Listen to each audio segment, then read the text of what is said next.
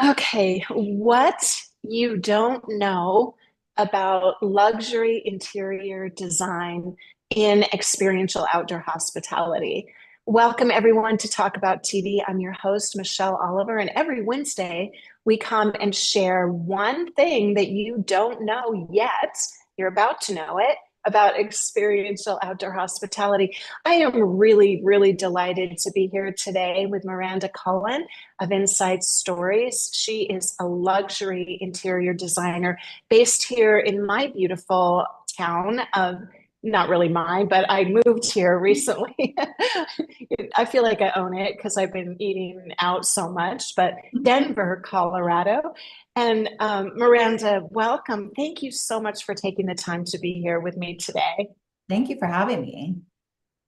So we have been working together on a few things, but primarily most recently on a very exciting project called the Camboyo Tent Lodge. And Miranda did, and her team, I've got to acknowledge your amazing team because never have I actually worked with such a conscientious group of people all collaborating and working together. So I do want to just acknowledge all of them. But will Thank you you. share a little bit with us? Why is interior design so important all the time, but most especially for outdoor hospitality? Sure. Love it. Yes, we've been so thrilled to be a part of sort of creating and bringing your vision, your and your team's vision to life with regards to outdoor hospitality. I think what's been interesting about what we're also learning, from an interior design perspective, a space is a space, and we can make them as, beautiful as the client wants.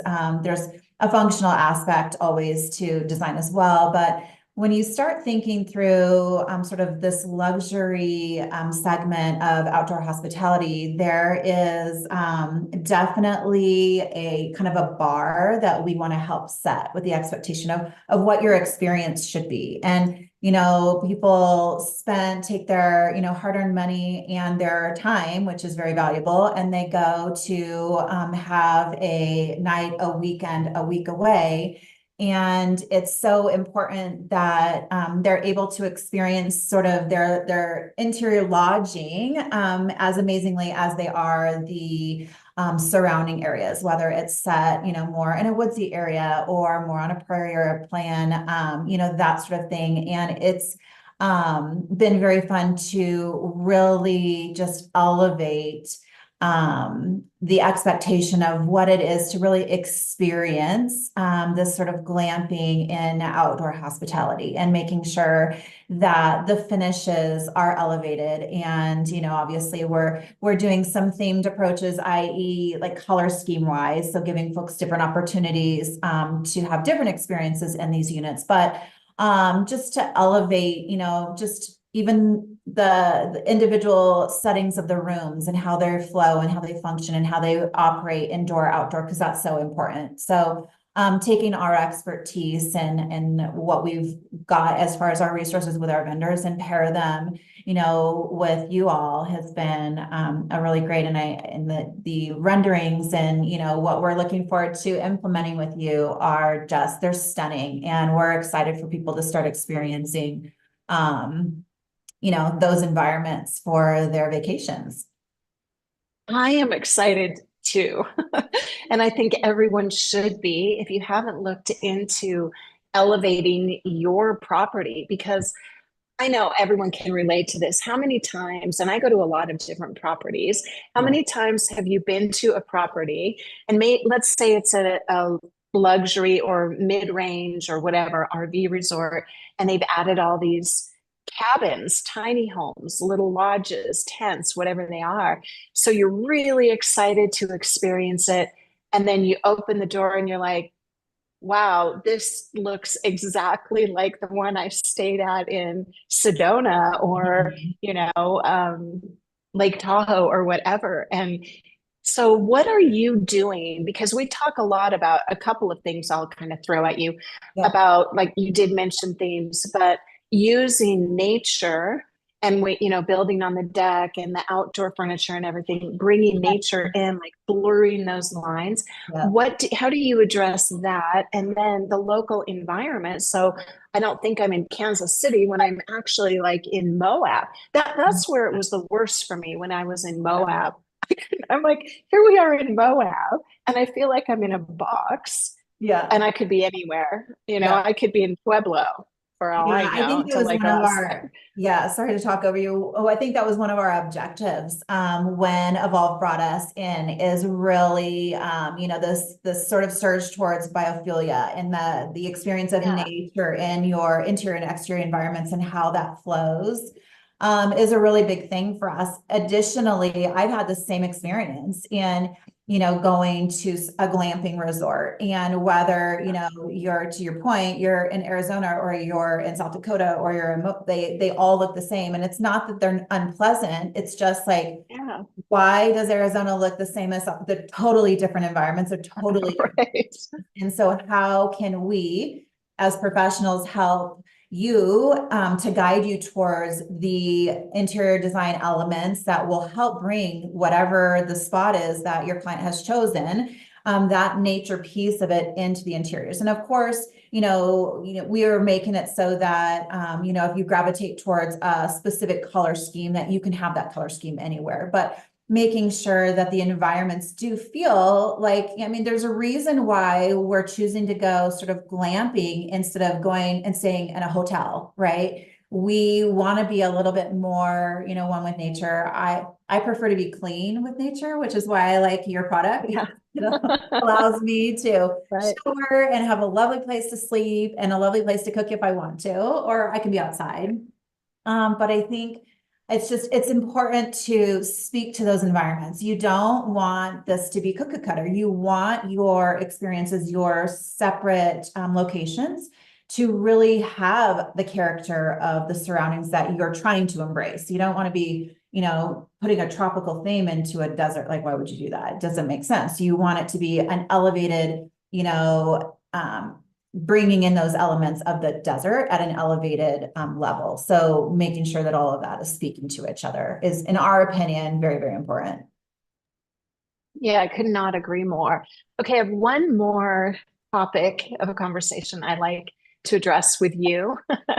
And it's the tricky one, right? Because it doesn't matter if you're a big REIT or a mom and pop, anytime you are involved in a CapEx project, you're expanding or maybe you're developing, but you're adding these cabins or lodges or clubhouses, whatever needs furniture.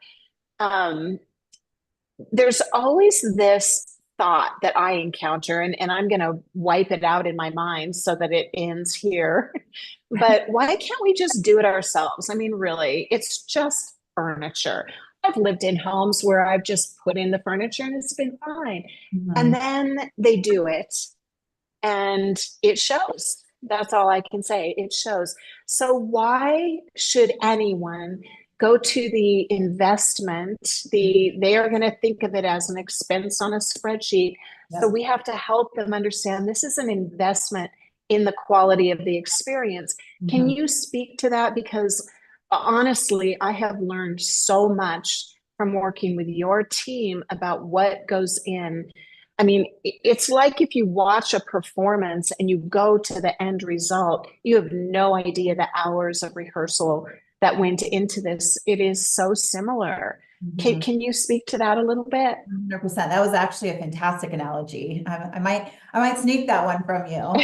Yeah, yeah, it's like Yeah, a ballet or something, it is. And we often do equate creating environments as to like a symphony. It takes all these parts and pieces and all of this practice to come together and create this sort of work of art.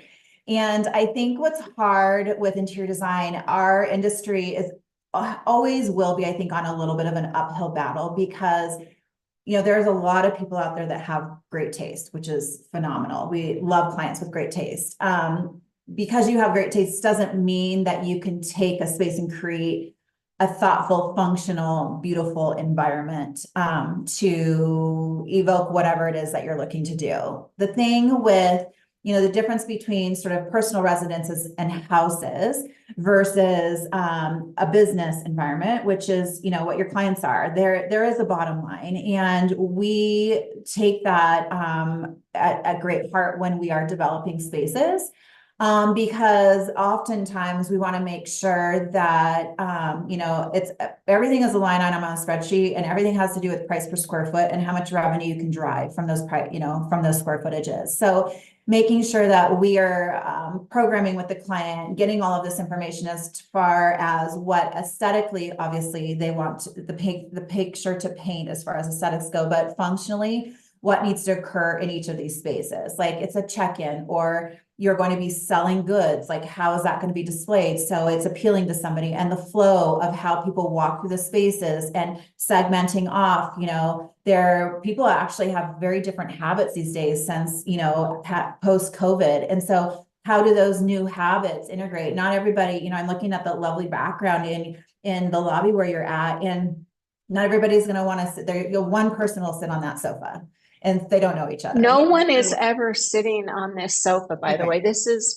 the condo building that I moved into, and I'm the only one ever here. Yeah. But the way I feel when I come in is relief. It's, and this is so much, and it's like it's aesthetically pleasing. It's always impeccably clean. Mm-hmm. So we are really driving emotion for, right. Yeah. It works for a lot of people can walk in and feel that way. 100%. And that's what we're looking for. Yeah. Exactly. Sorry to interrupt you. I just had an emotional reaction to it. It is. I mean, everything that we do in interior design is based on creating an environment that people respond to, and we want to understand from the client what they're looking to accomplish in each of these spaces. Do they want people in and out? Do they want people lingering? Do they want, socializing to occur? What's that picture that we have to paint? Again, we can make any space beautiful and match the aesthetic, whether it's a color scheme or a thematic or whatever it is that we're looking to do. But we need to understand the expectations of, the business owners and what they need, especially in the larger areas. They're harder to furnish. They're harder to make feel like little, groupings of home. And when you're creating these types of environments, especially in a home away from home, people might be on the road for months at a time and they pull in here. I remember like being a KOA member when I was young and, driving the motor home on in and being so excited to get to a building that had a restaurant and a pool and all of these things because we've been in a motorhome or in a tent, which, we know Miranda doesn't do that. Yeah. I don't do that. I remember those days. Like this. KOA has a shower. That's right. That's right. So what is it we're trying to evoke, and what is it from a business perspective that we're trying to help your clients accomplish? Is it a walk-up bar? Is it whatever it is? It's the check-in, it's that. So making sure that the client, the public facing experience is what our goals are for the owner. And then that way, as the business piece of it, they can get that return on investment. And we just think through all the details. We cross every T, we dot every I. We don't only put, functional and beautiful furniture in, but the way that it's placed, the way that, things are situated through space planning, it's all to paint this picture and tell the story of what it is that the space is. Again, whether it's a retail, commercial environment, a hotel or a residential, the goals are all the same. Things are just approached a little bit differently when it's a business owner wanting to make sure that they're getting return on their investment. And, oftentimes, not making that mistake. We're brought in a handful of times when people have tried it themselves. Yeah. They're like, oh, it's not working. And we're like, well, right, because we need to tweak this or do that or that sort of thing. So our process allows us to really understand what the goals are, and then we implement the design based on what those goals are. And we work within budgets all the time. Sometimes the budgets, are not hefty enough to, cross every T and dot every I, but we can get them, as far as we possibly can so that we're able to help them create this experience, because it's important from a business and all of it. And, doing it twice is way more expensive than doing it right once. And we talk about that all the time. Yeah. So anyone that's listening to this in the outdoor hospitality space, reach out to Miranda, reach out to me, and whoever you want to talk with, we are here to help you. And everything that you just shared, I mean, that's there's really nothing else to say. I mean, it's I the know that a bones of lot why of evolve is evolve. I mean, you guys right. I have mean, thought through all of these things and partnered with people that are helping you express that vision. It's important. right. We're 2024, almost 2025 these days, and the level of people's expectations when they're leaving their That's right. days is it's different. That's exactly right. That's exactly what I was just going to say. The only thing I wanted to end on was that. And and everything that you have shared today, I mean, it's very obvious that you hear about collaboration all the time, you hear about vision all the time, but a lot of times it's just a word. So Mhm. everything that you just expressed, it just shows this is why we are working with Inside Stories, because they understand the vision from all of these different perspectives. It's not just, oh, make it look pretty. They really understand the business behind it, the numbers, everything that you just shared, Miranda. And I just want to emphasize that. And the fact that it is time to differentiate yourself as an experiential outdoor hospitality space. It 100%. is the experience, right? And to your point, everybody is much more savvy than they were pre-COVID. I mean, the whole everybody knows the word glamping and it means something a little bit different to each person, but you've got to raise that standard. So here's your opportunity, right? Yes. Do you want to, is there anything else you'd like to add? You have just expressed everything so beautifully. Amazing. So delighted to be working with you. Yeah. And anyone can go to, what is the name of our new website for just the Camboyo retreat? I think it is. But anyway, I'll put it in the comments after we close here, so anyone can go look at some of the images of what you have done.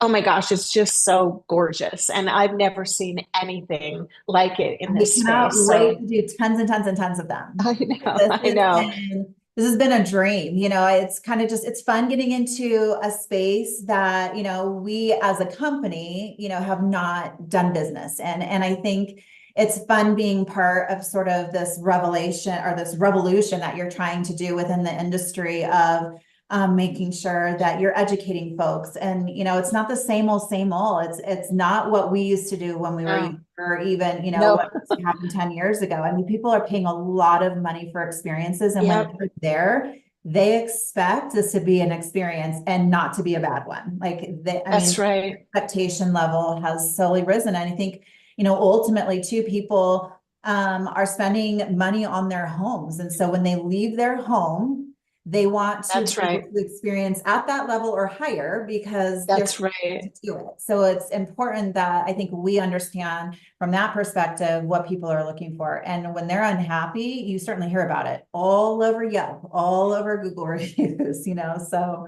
That I is an essential point, Miranda. I just, we have basically been educating them yes, about outdoor hospitality and glamping for the last 5 years, 6 years, whatever. And through COVID, all these people invested in their homes and now they understand what they like. People yeah. have, they have that opportunity to step back and say, what do I really want here? What are my needs? What is the function? They all started working at home. And Yes, so, yeah, that is a very, very important point. So listen up, everybody. that's right. Elevate This is yourself. true. Yeah, elevate yourself. It's an opportunity, and people will pay for happiness. That's what we're doing. We're creating, transforming their lives. When they show up there, don't let it just be an accommodation. They want to go out and get dirty in nature and have an adventure and come back to, this is unbelievable. You've Nice got to over linen, deliver. So, then yes, exactly. Kind of spa yeah, like treatments. Yeah. yes, I yeah. can't wait. Okay, well, I know. It's been a while to get this up and going, but anyway, thank you so Yeah, much for thanks for being having here me. today. Yeah, and anybody can reach out to you. I'll put your website in here as well and ours, Amazing. and anybody that has questions or comments. The other thing, I'll just end on this note, that has just delightfully surprised me in working with you is that you are, I would consider you an excellent business person, but also an artist. And your Oh, entire team is so, they're so artistic and cognizant of things I just didn't understand at such a deep level. And yet you will have a conversation with anyone with mhm. any budget and seriously help them Yep. achieve their vision.